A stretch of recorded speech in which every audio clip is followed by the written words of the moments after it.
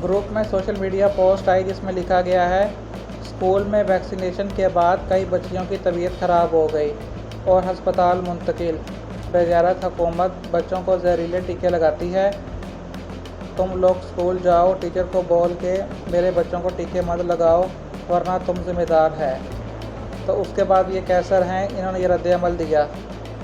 मैंने इसके ऊपर कमेंट किया और लिखा कि मुझे याद है माजी में एक वाक़या पेश आया था। उसमें एक वीडियो थी जो इस मुख्तसर वीडियो से मिलती जुलती थी और कहा जा रहा था पोलियो वैक्सीन लगाने से या फिर शायद कोई और वैक्सीन थी, वैक्सीन लगाने से तबीयत ख़राब हो गई है। मैंने कहा कि लेकिन फिर ये बात झूठी निकली, क्योंकि जो लोग वीडियो बना रहे थे उधर मौजूद थे। उन्हीं में से किसी ने एक मुकम्मल वीडियो बनाई थी जिससे वाज़िह नज़र आ रहा था कि वीडियो बनाकर प्रोपेगेंडा फैलाना मकसद है।